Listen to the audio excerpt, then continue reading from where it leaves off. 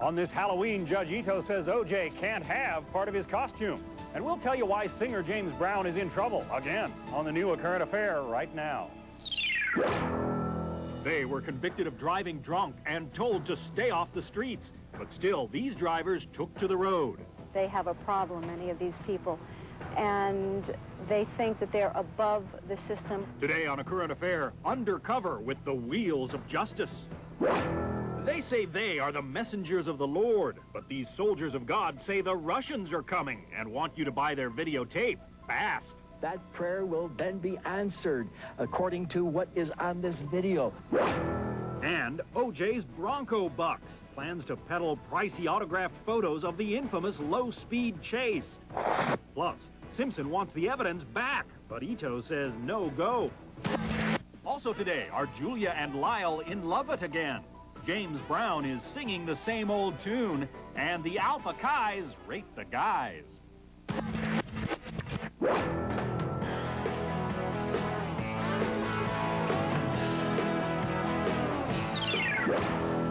Hello, welcome to the new A Current Affair. I'm John Scott. The DAs couldn't believe what they were seeing. Drivers who lost their licenses driving to visit the probation officer. In a moment, we'll show you the undercover sting. We'll tell you about new troubles for singer James Brown, and you'll meet a televangelist taking in big bucks as he prepares for the end of the world. But first, O.J. Simpson won the war in court, but today he lost a battle. Judge Ito is not going along with Simpson's request to return some of his personal property. A Current Affairs' Shepard Smith brings us that report from Los Angeles. Shepard? John, O.J. Simpson wants his stuff back, and his attorneys came before Judge Ito requesting that it be returned. We're talking about hundreds of items, including jewelry, credit cards, even a disguise that was taken by the court, a mustache and goatee, which O.J. Simpson wants returned. Johnny Cochran stood in the back of the courtroom watching and rocking as Carl Douglas made the argument. I've forgotten what this has been like. Carl Douglas arrived to a media swarm at the criminal courts building. He came with a single purpose, a single request for the judge. We want to get back everything that was seized from his house. I mean, that's pretty simple. It's not a major statement. There are no hidden messages there. The court has O.J.'s tennis shoes, his cell phone, credit cards, a pricey eyeglass case, even a pair of his underwear, Calvin Klein's, mind you. And O.J. can't understand why the court wants to keep it all. It was his property. It has been seized for 16 months, and he wants to get it back. But attorneys for the Goldman and Brown families insist he can't have it because they may need it. It all could become evidence in the upcoming civil trials against O.J. Today, Judge Ito ruled that even the mustache, the goatee, and a $5,000 check will remain in possession of the court. O.J. can't even have his VIP card from Hooters back. And the attorney for Ron Goldman's family is mighty glad. We want to use it at trial. Could that fake beard and goatee be of any use to you? It might well be. There were no cameras in the courtroom today, and O.J. wasn't there either. But Johnny Cochran spoke with him last night. He's getting his life together and moving on. You know, and he's moving on to the next phase of his life. So, which I think is healthy. Still, all hope is not lost for O.J. Simpson in his quest to get all of his goodies back. There's another judge now ruling in the civil case, and he could decide that some or all of those pieces of property should be returned. That decision is expected sometime next month. John? Thanks, Shepard. And there's more controversy surrounding O.J. today. Reports say he'll be signing photos of his Bronco chase at the Atlantic City Convention Center in February.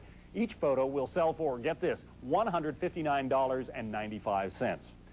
Now, it's a nationwide problem. People who continue to drive, even after their licenses have been suspended for drunk driving or even non-alcohol-related offenses. But how do we make sure these people don't get back behind the wheel? Patrick Stinson tells us one county in New York thinks it's found a solution. The DA says this man is about to commit a serious crime, driving. Yes, that's right, driving. Last year, Calvin Madison had his license suspended for drunk driving when he used a sidewalk as a road.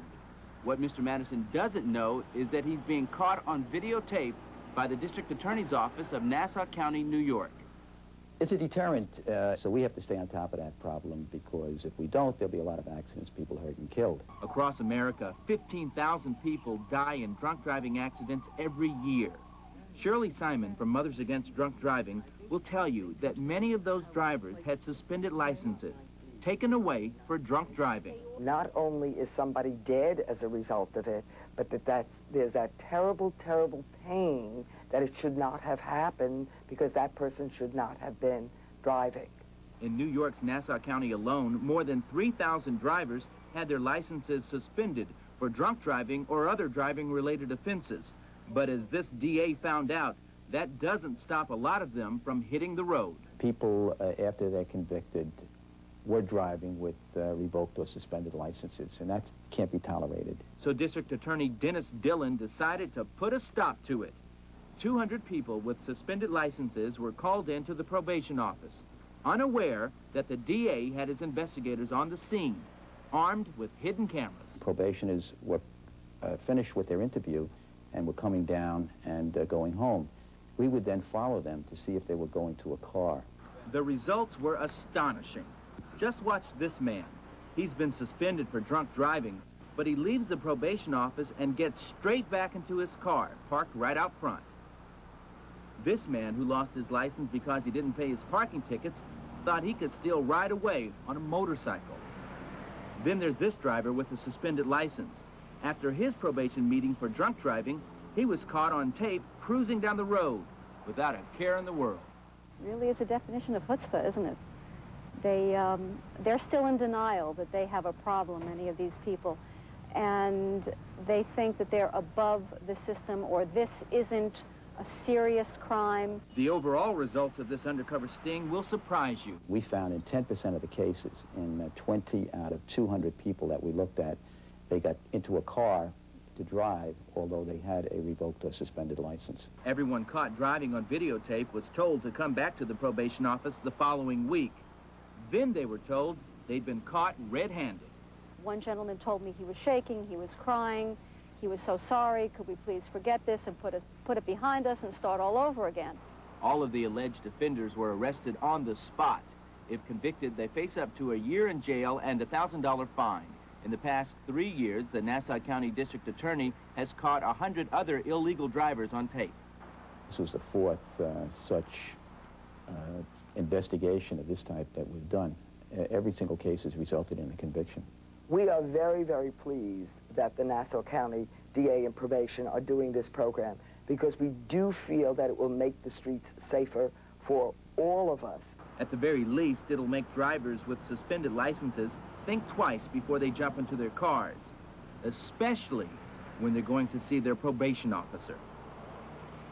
Real smart. Drive to the probation office on a suspended license. Anyway, still ahead, his talk of the end of the world scares the wits and the dollars out of contributors. But wait till you hear where he gets his information. We quote everybody, every source we can get if it agrees with what we say.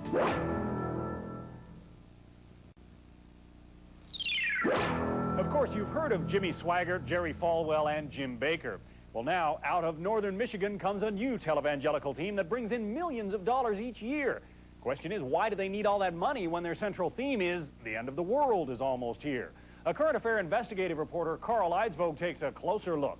The dry bones, I got to sing again tonight. Them bones, them dry bones, them Dr. Jack and Rexella Van Impe have no church pulpit, no congregation, no taxes to pay. What they do have is a television ministry based in Troy, Michigan that last year took in $15 million in contributions. This is the headquarters for the Jack Van Impe Ministries. It's in a corporate industrial park. And as you can see, there is no church steeple, just a satellite dish. Jack Van Impe presents a news program analyzing and evaluating world events. The ministry buys time on hundreds of stations to broadcast what they call a news program. But their news is all about the world as we know it coming to an end and conspiracies that lurk in everyday events. It's a message that attracts millions of viewers like Mariette Young from Muncie, Indiana. I was looking at the end time message. The things he was saying that were coming on the scene. Mark of the Beast is no longer a plan for the future. It's already here.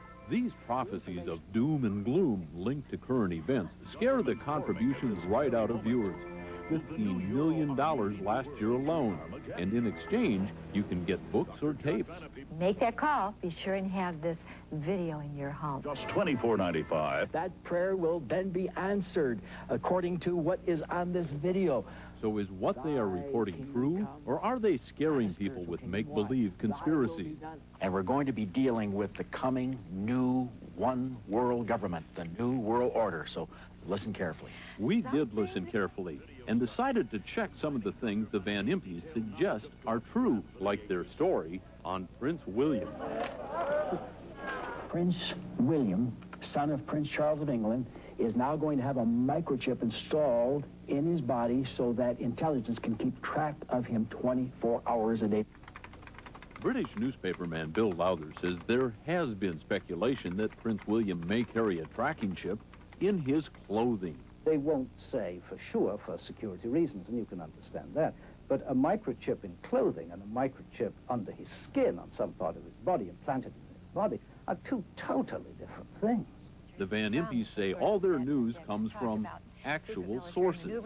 We quote everybody, every source we can get if it agrees with what we say. The Van Impes make it appear that the United Nations has a Russian invasion fleet here in the USA poised to topple our government.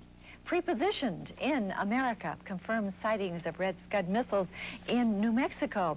Soviet trucks in South is said to be for United Nations purposes. We found those trucks, a bunch of surplus East German Army vehicles outside Gulfport, Mississippi. And Fred Koval laughs at the suggestion this is a secret invasion fleet. He's turning them into ambulances and garbage trucks for developing countries. I would hate to try to invade anybody with this stuff, with water trucks. I don't think it would work, or old ambulances. But the Van Impes' conspiracy theory doesn't stop there. They even suggest the UN is training a secret army nationwide to take over the country. We also have a map of the United Nations bases in America, if you can imagine this. We can say it's all for peacekeeping purposes, just United Nations practicing for the future, but it's what the Bible says will come, the New World Order. We checked out one of those alleged UN bases, Fort Polk, Louisiana, and guess what? The foreign soldiers were real. They're part of a NATO training exercise under U.S. command, but in no way is Fort Polk a UN base. That's total misinformation. We're home to the Joint Readiness Training Center. It's a U.S. Army installation. So is anyone hurt by all this? Viewers like Marion Young think so. It's like a friend used to say to me, first they get the money, and then the money gets them. When we contacted the Van Impe Ministries, they wrote back saying that Jack and Rexella were too busy to talk to us. We decided to try one last time. But the door to this TV ministry in a Detroit suburb was locked, and the man who answered didn't want to let us in or tell us his name. Does anyone check the facts before you put them out for broadcast? I have no comment. So, you have no comment about anything? I have no comment. Meanwhile, the Van Impe show goes on every week, counting down the final hours of history and counting up the contributions. For a gift of $29.95, call or write today. Well, on his program this week, Jack Van Impe claims the media have misquoted him about the UN. He believes it's really what he calls the United States of Europe that will lead the New World Order. Oh, and by the way, last year, Jack and Rexella collectively earned more than $350,000. Sounds like this non-profit corporation was quite profitable for them. Anyway, when we come back, cast your vote for the hottest new hunk in Hollywood. And Julia Roberts gets back together with Lyle Lovett. Is there more than breakfast on their menu? They came together Sunday morning, and they bought some bagels, some Evian water, Pellegrino water, and some cream cheese. Tomorrow on A Current Affair, there's fear in the air as aging air traffic computers crash.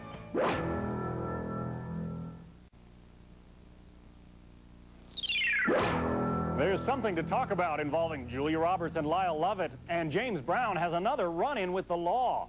It's all in our celebrity report today from Nancy O'Dell. Nancy? Hi, John, and happy Halloween. Well, in honor of the day today, I have a treat. We'll rate TV's newest hunks. But But first, there's trouble brewing for singer James Brown. He performed recently here at the House of Blues, but now he's singing the blues. He's been arrested again. The godfather of soul, James Brown, doesn't have anything to sing about today. He's back in the slammer, this time for allegedly beating his wife, Adrian.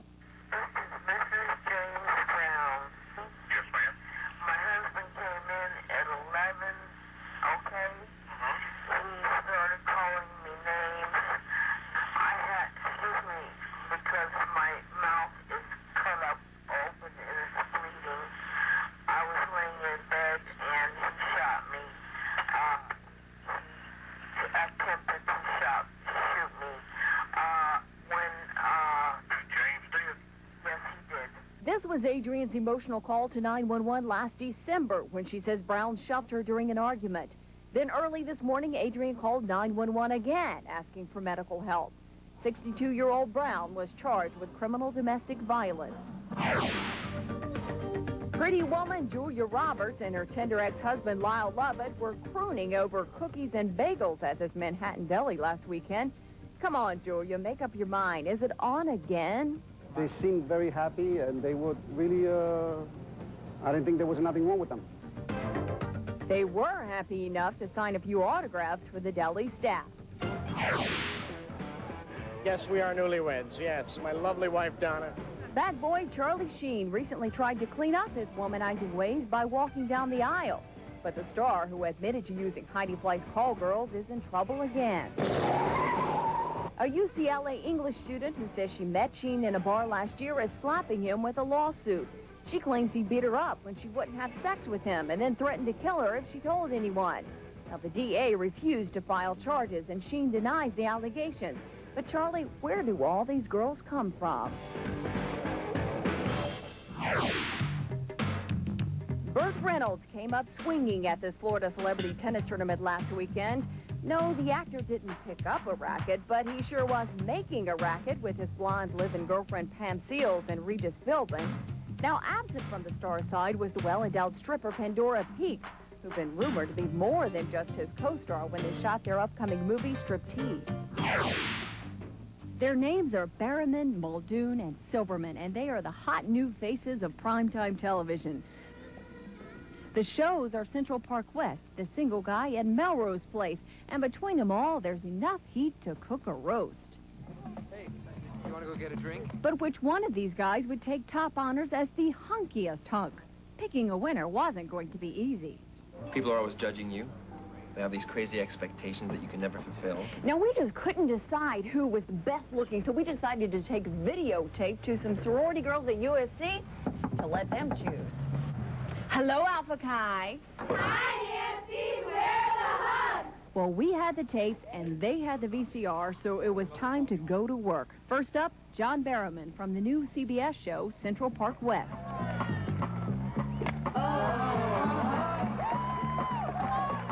Okay, you guys, what do you think about John Berriman? I want him.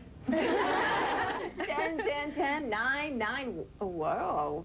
A strong showing right off the top. But we've got more guys to look at. And the next contestant was Jonathan Silverman from NBC's new show, The Single Guy. Okay, girl, show us your cards for Jonathan Silverman.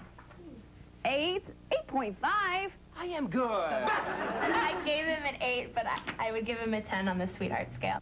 Moving right along, third up was Patrick Muldoon from Fox's Melrose Place. Hello. We trusted each other. We always told each other the truth. 9s and 10s. Wow. He's got great hair, great lips, great facial features. It's definitely a 10. That's right. All right, we tallied up the scores, and it was time to notify the winner. We caught up with him working out at the gym. One hint, he's a USC graduate. Hey, Patrick, guess what? What? You were voted the freshman hunk. I was voted the freshman hunk. The freshman hunk. Oh, my God. Thank you so much. I can't believe it. Alpha Chi, I am truly honored. Thank you so much. He likes you, Alpha Chi. Fight on, baby. Now, Patrick may have won our little contest, but it's the ratings race that really counts, and Jonathan Silverman's The Single Guy is winning that one. John? Well, I'm sure he'll take the Nielsen families over the Alpha Chis. Thanks, Nancy. When we come back, Madonna and Michael Jackson show up at a Halloween parade in Key West. Well, sort of.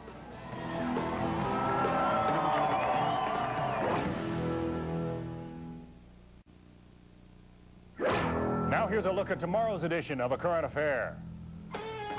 What happens in our nation's crowded skies? We are dealing with the safety of millions of lives each year. When aging air traffic computers crash. When the system goes down, your heart stops for a second. What's going down at control centers all across the country? The FAA cannot even get their Pinto out of the driveway. Find out on the new A Current Affair. That's tomorrow. And we're out of time for this Halloween. I'm John Scott. Remember, we'll keep you current on the new A Current Affair. And if you're looking for some last-minute costume ideas, check out this year's Fantasy Fest in Key West. We'll see you tomorrow.